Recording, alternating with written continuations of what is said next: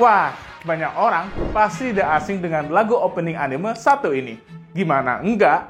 Anime yang berjudul One Piece ini merupakan salah satu franchise anime atau manga yang dianggap paling sukses sepanjang masa loh. Saking suksesnya nih, jalan cerita One Piece hingga kini masih berlanjut meski telah dimulai sejak tahun 97. Kurang lebih, sekarang sudah ada sekitar 96 volume loh. Nah, buat mereka yang ngikutin kisahnya Monkey D. Luffy, pasti setuju kalau siap rilis manga atau anime ini selalu menjadi momen-momen yang paling ditunggu.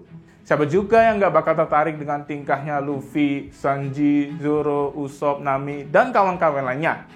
Meski kisah mereka menghibur, semangat juang yang dimiliki kelompok bajak laut ini bukan gak mungkin membuat kita terbawa secara emosi. Tapi, tahu nggak sih kalau ternyata di balik perjuangan cita-cita Luffy buat jadi Pirate King ini juga disertai dengan intrik-intrik politik loh. Wah, kira-kira bagaimana ya intrik-intrik politik yang ada di balik kisahnya? Mengapa si Luffy dan kawan-kawan ini muncul sebagai bajak laut dalam kisah ini? Inilah mengapa.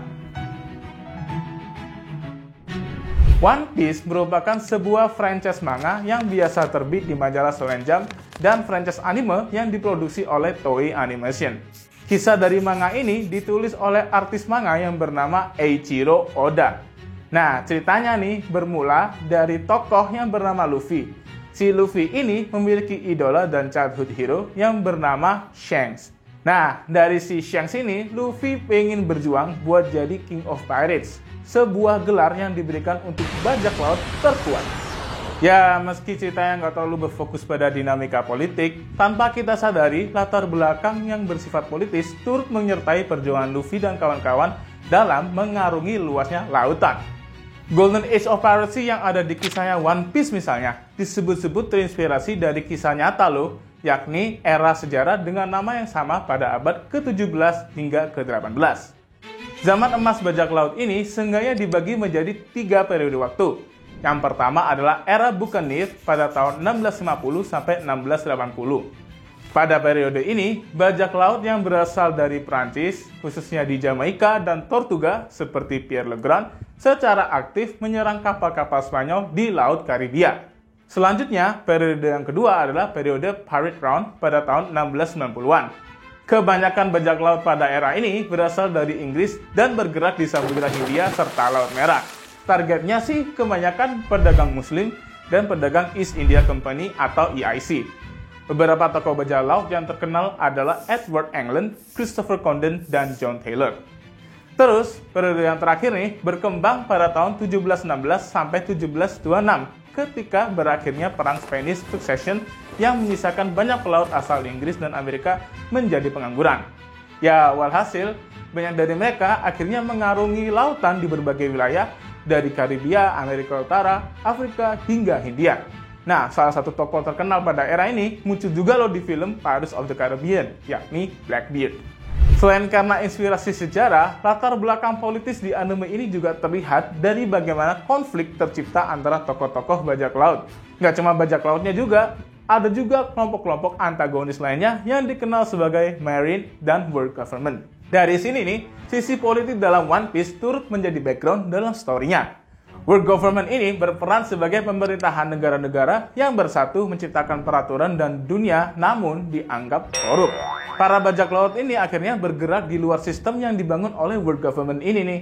Selain dianggap korup, sistem yang dibangun oleh World Government ini disebut-sebut berusaha menutupi berbagai informasi. Contohnya adalah misteri soal Void Century, yaitu sebuah era di mana terjadi kekosongan bajak laut. Selain itu, ada juga nih kesenjangan kelas di masyarakat dalam sistem yang dibangun World Government. Kehadiran bajak laut di luar sistem ini mirip dengan tatanan dunia nyata yang membuat beberapa kelompok menjadi eksklusif dalam sistem yang terbangun. Ketidakadilan ala tantaran masyarakat internasional ini akhirnya turut terbentuk di dunia nyata. Dalam politik internasional misalnya, pendirian PBB dan organisasi-organisasi internasional lainnya telah menekankan pada terciptanya kestabilan daripada keadilan. Hal ini terlihat dari bagaimana hanya negara-negara tertentu memiliki hak veto di Dewan Keamanan PBB. Selain itu, para perompak yang ada di One Piece ini juga menjadi simbol kepahlawanan dan political dissidence. Meskipun dianggap melawan hukum, ada nilai-nilai keadilan yang diperjuangkan. Di dunia nyata, hal ini juga terjadi dengan munculnya beberapa non-state actors yang berupaya membawa isu keadilan.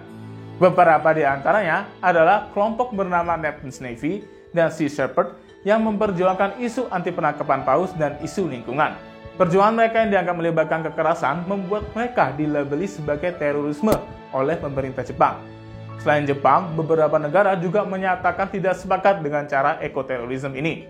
Bukan nggak mungkin adanya background politik dalam One Piece ini turut merefleksikan ketidakadilan sistem yang muncul di dunia nyata.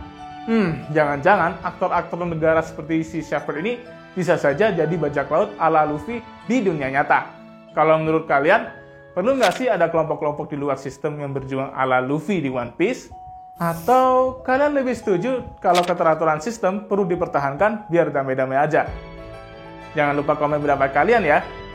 Terima kasih ya udah nonton video ini. Kalau kalian suka, jangan lupa buat like, subscribe, dan klik lonceng notifikasinya buat terus dapetin info-info politik yang menarik. Kita jumpa di video berikutnya ya. Peace.